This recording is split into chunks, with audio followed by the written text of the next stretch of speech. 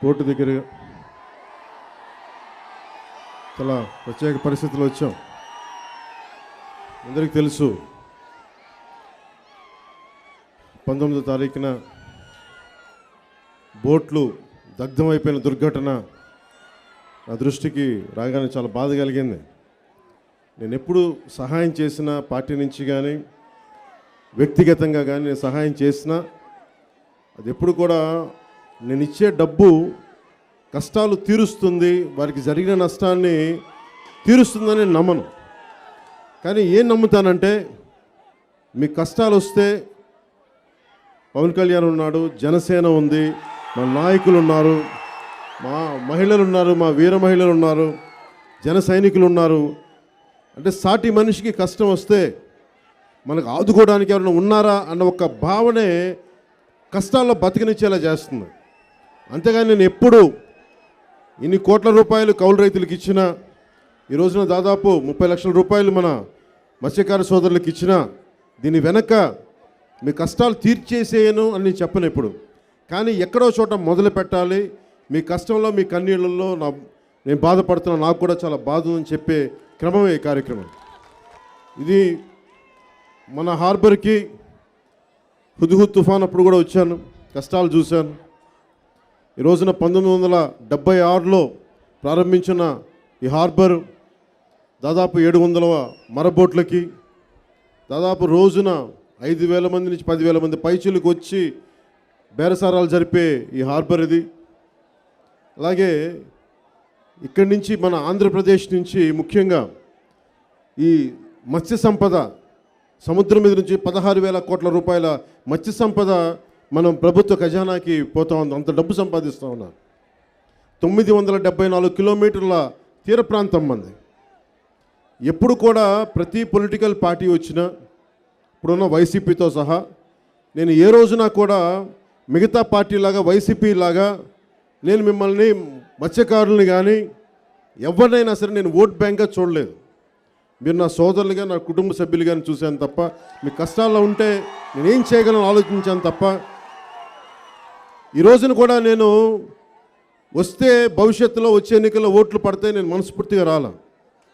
నేను నిజంగా అలాంటి వ్యక్తిని కాదు. మీ కష్టంలో నేనున్నాను, మీకు అండగా నిలబడతాం. మీరు ఆలోచించండి. Love you to.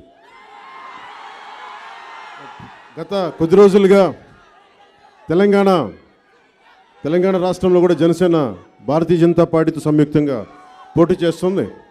ఆ కార్యక్రమంలో పాపం చాలా కీలకమైన క్యాంపెయిన్ ఆపుకొని కూడా మన దగ్గరికి ఎందుకు వచ్చానంటే నాకు మీ కష్టంలో నేను భాగస్వామి ఉన్నాను, మీతో అండగా ఉంటాను తెలియదు.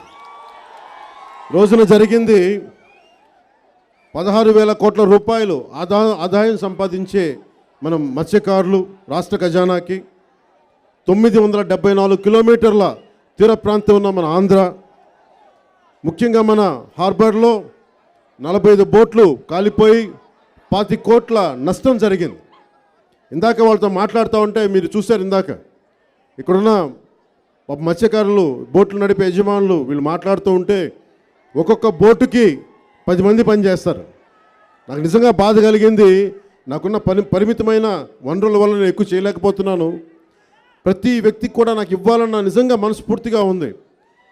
ఇది పనిచేసే ప్రతి మత్స్యకారుడికి కూడా, ప్రతి బోట్లో పనిచేసే మత్స్యకారుడికి కూడా నిజంగా ఏదైనా ఈ భవిష్యత్తులో ఏమాత్రం అవకాశం ఉన్నా ఆ మత్స్యకారులు కూడా ఖచ్చితంగా మేము నిలబడతామని మీకు తెలియజేసుకుంటా ఉన్నాం. దాదాపు 700 బోట్లు పట్టే మన హార్బర్లో సరైన వస్తువులు ఉన్నాయా లేదా? ఇందాక మాట్లాడుతూ ఉంటే అర్ధరాత్రి అంటే మత్స్యకారుల తాలూకు కష్టం నాకు తెలుసు. ఎంత ఒళ్ళుని ఛిద్రం చేసుకుంటే తప్ప సముద్రంలోకి వెళ్ళారు వేటకి. ఎంత కండబలం ఉండాలో, ఎంత గుండె బలం ఉండాలో మత్స్యకారుని చూస్తే నేర్చుకోవచ్చు. మొన్న మీరు చూశారు కాకినాడలో కూడా మత్స్యకారు సోదరులు నీళ్లలోకి దూకి వచ్చి, అన్న నువ్వు దగ్గరికి రా, పట్టుకోవచ్చు, కౌలించుకోవచ్చు అంటే, మీకు కాకపోతే ఇంకెవరు నేను కౌలించుకోను, రెండు దగ్గర తీసుకుని పట్టుకున్నప్పుడు నాకు అర్థమవుతూ ఉంటుంది ఎంత గుండె బలం ఉండాలి, ఎంత గుండె ధైర్యం ఉండాలి మత్స్యకారుడికి. నీళ్ళల్లోకి దూకి, లోతైన నీళ్లలోకి దూకి అలాంటి వాళ్ళు ఎక్కడో వందల కిలోమీటర్ల లోపలికి పోయి, ఎన్నో కిలోమీటర్ల లోపలికి పోయి, పక్క రాష్ట్రాలకు పోయి, గుజరాత్కి పోయి, తమిళనాడుకు పోయి, అక్కడికి వెళ్ళి వేట చేసి తిరిగి ఇల్లు గడపాలంటే ఎంత కష్టమైన పని. ఇందాక మత్స్యకార సోదరుడు చెప్తా ఉన్నాడు, ఎంత 25 లక్షలు బోట్లు పెట్టి మేము ఖర్చు పెట్టి అప్పులు చేసి సొప్పులు చేసి బోటు పెట్టి కొడితే ఇట్లాగా జరిగిపోయింది. మనం ఆలోచించాల్సింది ఎందుకు జరిగింది, ఎలాంటి పరిస్థితులు ఉన్నాయి మన హార్బర్లో. చాలా రోజులుగా గత సంవత్సర కాలంగా నేను వింటున్నది ఇక్కడ చాలా చీకటి గ్యాంగ్స్ ఎక్కువైపోయినాయి. మన తెల్లవారుజామున 3 గంటలకి మేము అన్నీ తీసుకొని మనకి సముద్రంలోకి బోట్లోకి వెళ్దామంటే ఇక్కడ చాలామంది గ్యాంగ్స్గా ఏర్పడి మత్స్యకారులను బెదిరిస్తూ ఉన్నారు, ఆడవారి మీద దోపిడీలు చేస్తూ ఉన్నారు, వారు కష్టం మీద దాచుకునే 100 రూపాయలు కూడా దోచేసుకుంటా ఉన్నారు. ఇదివరకు ఎప్పుడు లేదు ఈ పరిస్థితి. గత 3-4 సంవత్సరాలుగా ఈ పరిస్థితి ఎక్కువైపోయింది. 3-4 సంవత్సరాలుగా ఈ పరిస్థితే మన హార్బర్లో ఎట్లా అయిపోయిందో ఆంధ్ర రాష్ట్రం మొత్తం మీద ఇదే పరిస్థితి అయిపోయింది. వైసీపీ వల్ల రౌడీ మూకలు రాజ్యాలు వెళ్తూ ఉన్నాయి. మత్స్యకార సోదరులకి అందరికీ నేను ఒకటే కోరుకుంటా ఉన్నాను, ఒకటే మాట చెప్తున్నాను. మొన్న 6 నెలలు చెప్పాను, 6 నెలలు 2 నెలలు అయిపోయినాయి, 4 నెలలే. డిసెంబర్, జనవరి, ఫిబ్రవరి, మార్చి 4 నెలలు భరిద్దాం. 4 నెలలు. 4 నెలల తర్వాత ఇక్కడ మీరు భద్రతతో కూడిన హార్బర్ని తీసుకొచ్చే బాధ్యత జనసేన తీసుకుంటాం. నేను ఎందుకు అవకాశాలు తీసుకోవట్లేదంటే, ఎందుకు మన టీడీపీ అలయన్స్తో ఎందుకు పెట్టుకున్నామంటే, నాకు వైసీపీని ఎదుర్కోవాలంటే నేను ఛాన్సెస్ తీసుకోవట్లా. ఎంత బలం ఉన్నా కానీ నేను 2% 500 ఓట్లతో ఓడిపోయాం, అరే 5,000 ఓట్లతో ఓడిపోయాం అనే పరిస్థితి రాకూడదు. గెలిచామా 25,000 మెజారిటీతో గెలవాలి, 50,000 మెజారిటీతో గెలవాలి. ఆ ఛాన్సెస్, ఎందుకంటే మనం త్రిముఖ పోటీ అంటే మళ్ళీ వైసీపీ వస్తే మళ్ళీ ఇలాగ బోట్లు ఇలాగ జరుగుతాయి, చీకటి మూకలు ఉంటాయి. చెప్తా ఉన్నారు కుర్రాడు, దండుపాలెం గ్యాంగుల్లాగా తయారయ్యారన్నా మాకు ఇక్కడ. ఖచ్చితంగా ఇక్కడ మెరైన్ పోలీసింగ్ ఏర్పాటు చేద్దాం, మెరైన్ భద్రతా వ్యవస్థ ఏర్పాటు చేద్దాం. ఇక్కడ చీకటిగా ఉన్న ఎటు చూసినా కంప్లీట్ ఫ్లడ్ లైట్లతోటి ఇక్కడున్న, ఎప్పుడో గాంధీ గారు చెప్తారు, అర్ధరాత్రి పూట ఆడబిడ్డ బయటకు వస్తే అది నిజమైన స్వాతంత్రం అని. నేను అక్కడి దాకా ఆలోచించినట్ల కనీసం 6 గంటలకి 7 గంటలకు కూడా మనకి ఇక్కడికి వెళ్ళాలంటే భయంగా ఉంది. ఆ పరిస్థితి రాకుండా ప్రతి మత్స్యకార మహిళకి భద్రత కల్పించే బాధ్యత జనసేన తీసుకుంటుంది. మనకి 2,83,000 మెట్రిక్ టన్నుల మత్స్య సంపద ఉత్పత్తి అవుతూ ఉంటుంది. 2,64,000 కోట్ల మత్స్య సంపద మన రాష్ట్రం నుంచి ఎగుమతి చేస్తూ ఉన్నాం. దీని నుంచి ఆదాయం దాదాపు 16,000 కోట్ల రూపాయలు మన ఖజానాకి వెళ్తూ ఉంది. అంటే మీ మత్స్యకార సోదరులందరూ, మత్స్యకార కులాలన్నీ, సంయుక్త కులాలన్నీ మీరు ఇంత కాంట్రిబ్యూట్ చేస్తున్నారు రాష్ట్ర ఖజానాకి. మీకేం చేస్తూ ఉంది రాష్ట్ర ప్రభుత్వం? మీకేం చేస్తూ ఉన్నారు? 10 లక్షల రూపాయలు మీకు బీమా పథకం అంటే ఒక జనసేన పార్టీగా మేమే, మా వారు ఎవరికైనా అన్యాయం జరిగితే 5 లక్షల రూపాయలు మేమే ఇవ్వగలుగుతున్నప్పుడు మీకు 10 లక్షల రూపాయలు, 10 లక్షల రూపాయలు కూడా ఈ రోజుకి 25 మందికి ఇచ్చిన మించి దాఖలాలు లేవు ఈ రోజుకి. ఇది సంపూర్ణంగా, ఎందుకంటే మాకు వాటాలు అవసరం లేదు, ప్రతి దాంట్లో కమిషన్లు అవసరం లేదు. ఈ రోజున మాట్లాడి నేను చెప్తా ఉన్నారు, నేను ఎందుకు అనౌన్స్ చేశానో కూడా చెప్తాను. వదిలేస్తే 50,000 రూపాయలు మీకు ఎంత సరిపోతుందో నాకు తెలుసు, మీకు సరిపోతున్నాయి. కానీ ఎక్కడో చోట నేను ప్రయత్నం చేయకపోతే, ఈ ప్రభుత్వాన్ని అంకుశంతో గుచ్చకపోతే వీళ్ళు కదిలి ఈ పారితోషికాలు కూడా మీకు రావు. మీకు వాళ్ళకి ఓట్లు పోతాయన్న భయంతోనే మీకు డబ్బులు ఇస్తారో అని చెప్పి నేను ఆదరా పరిగెత్తుకుంటూ వచ్చాను. మీకు రావాలి, మీకు ఇంత కష్టపడతారు, మీరు లోతైన తీరానికి వెళ్తారు. ఏదైనా కష్టం నష్టం వస్తే ఎక్కడో పాకిస్తాన్ జైలులో మగ్గిపోవాల్సి వస్తుంది.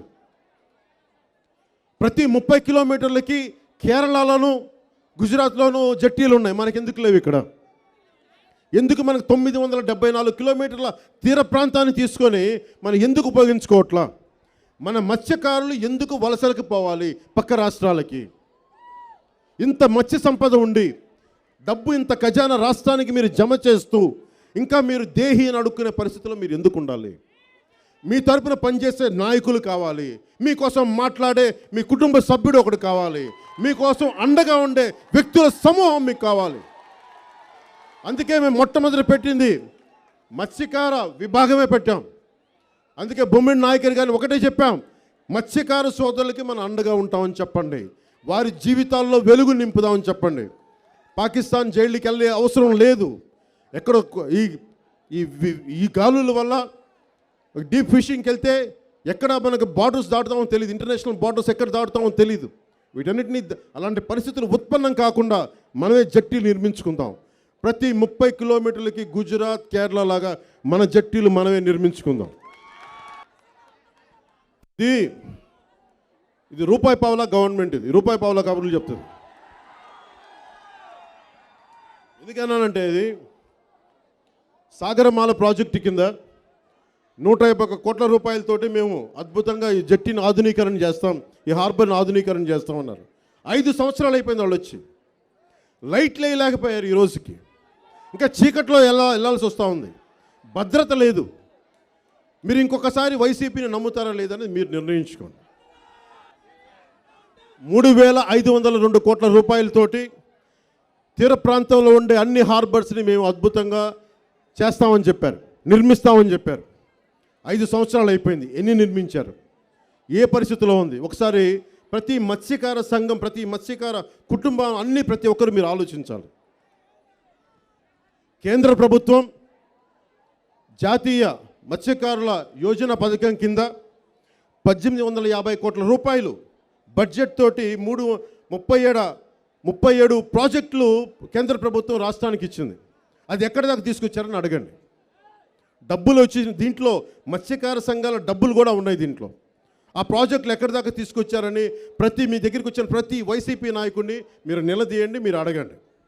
ఒక హార్బర్ నిర్మించడానికి 400 కోట్ల రూపాయలు కనీసం ఒక హార్బర్ నిర్మాణం చేయడానికి, ఫిషింగ్ హార్బర్ చేయడానికి. నేను ఒకటే డబ్బులు మన దగ్గర ఉండేది. ఈ వ్యక్తికి ఈరోజు నేను ఇక్కడికి వద్దామంటే కూడా ఆ వైజాగ్ జింక్స్ ఏంటో నాకు ఈ రోజుకి అర్థం కాదు. ఎప్పుడు నేను వైజాగ్ వద్దాం, ఎప్పుడు ఆంధ్రాలో అడుగు పెడదామంటే అటు రోడ్డు మీద వస్తే తెలంగాణలో బోర్డర్లో ఆపేస్తారు. ఈ రోజున మళ్ళీ వద్దామంటే నా ఫ్లైట్ని ఎవరు ఇంటెలిజెన్స్ ఆఫీసర్ అంట, ఆంధ్ర ఇంటెలిజెన్స్ ఆఫీసర్ అంట, వాళ్ళు రావట్లేదు, మీ ప్రోగ్రామ్ క్యాన్సిల్ అయిపోయింది చెప్పి మేము బుక్ చేసుకున్న ఫ్లైట్ని బెదిరించి పంపించేశారో మరి ఏం చేశారో తెలియదు, ఫ్లైట్ వెళ్ళిపోయింది. అంటే ఎందుకు భయపడుతున్నారు మేమంటే, ఎందుకు భయపడుతున్నారు జనసేన అంటే? నిజంగా మీరు ప్రతి కార్యక్రమం, ప్రతి పథకం ప్రజలకు ఇస్తే మీరు ఎందుకు భయపడుతున్నారు? ఈ రోజుకి కూడా 25 లక్షల రూపాయలు నష్టం జరిగితే 15 లక్షల రూపాయలు ఇస్తామని చెప్పి దాంట్లో 7 లక్షల రూపాయలు చేతిలో పెట్టారని చెప్పి ఇందాక మత్స్యకారులు చెప్తా ఉన్నారు. నాకు ఇంత కష్టాలు ఉన్నాయి అంటే 80% ఇచ్చామని చెప్పి అధికారికంగా రిలీజ్ చేసి, ఉదాహరణకి 15 లక్షల నష్టపరిహారం ఇస్తున్నామని చెప్పి 5 లక్షల రూపాయలే నిజానికి మత్స్యకారుడు యజమానికి వెళ్తూ ఉంది, బోట్ యజమానికి పోతూ ఉంది. మిగతా డబ్బు ఏమైంది? మీరు రిలీజ్ చేశారు, ఎవరికైతే అందాలో వాళ్ళకి డబ్బులు అందట్లా. దీని గురించి మనం ఏం చేయాలి?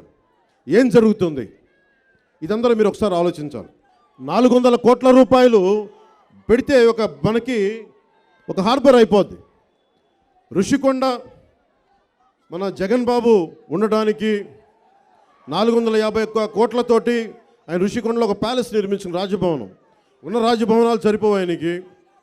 ఇప్పుడు ఋషికొండ మీద మొత్తం తొలిచేసి 451 కోట్ల రూపాయలు. నిజంగా పనిచేసేవాడు గాంధీ గారు సబర్మతి ఆశ్రమంలో కూర్చొని పనులు చేశారు. నేను ఇప్పుడు ఆశ్రమంలో కూర్చొని పనులు చేయమని చెప్పట్లా జగన్ని. అరే సర్క్యూట్ హౌస్ని దాన్ని పెట్టుకో ఇంటిగా, లేదా బోల్డర్ ప్రభుత్వ భవనాలు ఉన్నాయి దాంట్లో ఉండు. 451 కోట్ల రూపాయలు నీ విలాసాలకు కాకుండా, నీ ఫ్యాన్సీలకు కాకుండా నిజంగా ఒక మత్స్యకారుడు హార్బర్కి పెడితే కనీసం 10,000 మంది మత్స్యకారుల జీవితాలు బాగుపడతాయి. నేను కోరుకుంటుంది ఆంధ్రప్రదేశ్ అలాంటి దిశగా ఆలోచించాలి. నేను మీకు ఈరోజున మాట ఇస్తున్నాను, దశాబ్ద కాలం ప్రత్యక్షంగా జనసేన పార్టీని నడుపుతూ ఉన్నాను. అంతకుముందు 5 సంవత్సరాలు అప్పటి రాజకీయ ప్రస్థానంలో నుంచి ఉన్నాను. దాదాపు 15 సంవత్సరాలు 3 ఎన్నికలుగా నేను మన రాజకీయాల్లో ఉన్నాను. నేను ఈరోజు మీకు మాటిస్తున్నాను, నా దగ్గర డబ్బులు లేకపోయినా, ఏ స్తోమత లేకపోయినా, ఒక మత్స్యకారుడికి ఉండే గుండె ధైర్యం అలా ఉంది. డీప్ సీ ఫిషింగ్కి వెళ్ళి ఎలా వేటాడి మత్స్య సంపదని ఎలా తీసుకొస్తాడో, నేను మీకోసం ఈ కుళ్ళుని వేటాడి కడిగి మీ భవిష్యత్తుని బంగారమయం చేస్తాను. మీకు చెయ్యాల్సింది పోయి, మొట్టమొదటిసారి మేము మత్స్యకార విభాగం నిజంగా పెట్టినప్పుడు ఒకటే అనిపించింది, జీవో 217 అని పట్టుకొచ్చారు. ఎంత దారుణం అంటే, మీకు ఎలాగ డబ్బులు ఇవ్వరు, ఇన్సూరెన్స్లు ఇవ్వరు, బోట్లు కాలిపోతే సరైన నష్టపరిహారం ఇవ్వరు. దీనికి అదనంగా జీవో 217 అనేది ఇన్లాండ్ ఫిషరీస్, అంటే మనకి ఊళ్ళ లోపల ఉండే ఈ చెరువుల్లో కుంటల్లో చేపలు పట్టుకునే ఆదాయం మత్స్యకారులకే చెందాలి. అది మన వృత్తి ఆధారిత కులాలు, బీసీలు, ఉత్పత్తి కులాలు, ఇది మన సంపద, ఇది మన హక్కు. ఇది అలాంటి హక్కుని తీసేసి ఎవరైనా చేయొచ్చు అనేది జీవో 217 పట్టుకొస్తే, దానికి బొమ్మిడి నాయకర్ గారి నాయకత్వంలో మొత్తం ఈ తీర ప్రాంతం అంతా మనం పాదయాత్ర చేసాం, పర్యటన చేసాం. నాకు మత్స్యకారుల మీద అమితమైన గౌరవం. నేను పోరాట యాత్ర ప్రారంభించినప్పుడు గంగమ్మ తల్లి స్నానంతోనే ప్రారంభించాను. నేను అందుకని చెప్తా ఉన్నాను, నేను మీ వాడిని, మీ క్షేమం కోరుకునేవాడిని, మీకు అండగా ఉండేవాడిని. అందుకని మనస్ఫూర్తిగా మీరు వచ్చే ఎన్నికలని, ఈరోజు ఎన్నికల కోసం నేను డబ్బులు ఇవ్వలేదు, నేను ఇచ్చేది సరిపోదని కూడా నాకు బాగా తెలుసు. కానీ నా మనసు చెప్పడానికి నేను ఇక్కడికి వచ్చాను. నేను మీ వైపు ఉన్నాను, మీతో ఉన్నాను, మీ భవిష్యత్తు కోసం నేను ఉన్నాను, మీ బంగారు భవిష్యత్తు కోసం, మీ బిడ్డల భవిష్యత్తు కోసం, అక్కడ కూర్చున్న చెల్లెళ్ళ భవిష్యత్తు కోసం, నీ భవిష్యత్తు కోసం మేమందరం కష్టపడి పనిచేస్తాం. నేను తప్పు జరగనివ్వను. మీరు ఒక దశాబ్దం, మీరు ఇన్ని సంవత్సరాలు నమ్మారు, ఒక దశాబ్దం మత్స్యకార సోదరులందరినీ ఒకటి అడుగుతున్నాను, మనస్ఫూర్తిగా మమ్మల్ని నమ్మండి, నన్ను నమ్మండి. మీకు న్యాయం జరిగే వరకు ఇది నా బాధ్యతగా తీసుకుని మీకు పనిచేస్తాను. మీ ఇంట్లో వాడిగా, మీ కుటుంబ సభ్యుడిగా ఎలా పనిచేస్తాడో అలా పనిచేసి, సంపద అంతా ఎంతసేపు జగన్ గారి కుటుంబ సభ్యులకి కాకుండా ప్రతి ఒక్కరికి, వెనకబడ్డ కులాలన్నిటికీ సంపద రావాలి. సంపద కేవలం కొద్ది మంది చేతిలో ఉంటే సరిపోదు.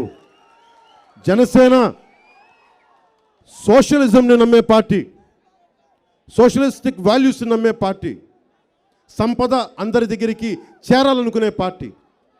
ముఖ్యమంత్రి జేబులోంచి రూపాయి తీయడు, ఉన్న డబ్బులు మిగతా వాళ్ళ జేబులో డబ్బులు తను తీసుకుని ఖజానాలు వేసుకుంటాడు తప్ప తన జేబులోంచి డబ్బులు ఇచ్చే మనిషి కాదు అతను. నేను ఇస్తున్నది చాలామంది కష్టపడి సంపాదించింది, విరాళాలుగా ఇచ్చింది, అలాగే నా సొంత సంపాదన పెట్టి ఈరోజున పార్టీ నడుపుతున్నాయి. నేను ఇచ్చిన 30 లక్షల రూపాయలు కూడా ఇలా వచ్చింది. ఎవరిని దోచింది కాదు, ఎవరిని ఇబ్బంది పెట్టింది కాదు. చాలామంది ఈ రోజున నేను అనౌన్స్ చేయగానే చాలామంది పాపం మన పార్టీకి ఇస్తాం, మీరు మత్స్యకారులకు ఇవ్వండి అని.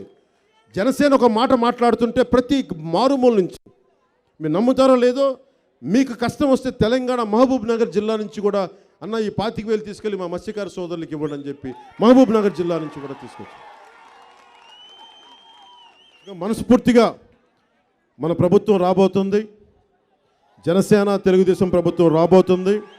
మన బంగారు భవిష్యత్తును మనం నిర్మించుకుందాం, అన్నిటినీ ఎదుర్కొందాం, ఈ వైసీపీ మహమ్మారిని తరిమేద్దామని తెలియజేసుకుంటూ, మీ అందరికీ ముఖ్యంగా ఈ కార్యక్రమాన్ని అతి తక్కువ వ్యవధిలో ఆర్గనైజ్ చేసిన మా జనసేన నాయకులందరికీ పేరు పేరున ప్రతి ఒక్కరికి నా హృదయపూర్వక నమస్కారాలు, ధన్యవాదాలు తెలియజేసుకుంటూ, అలాగే ముఖ్యంగా మహిళల భద్రత కోసం మీరు ఏర్పాటు చేసిన ఈ ఫెన్సింగ్ కానీ, మా జనసేన పార్టీ నిర్వాహకులకి, ముఖ్యంగా సెక్యూరిటీకి నిర్మిస్తున్న మీకు, ప్రతిసారి మీరు ఎంత కష్టపడతారో నాకు చాలా బాగా తెలుసు.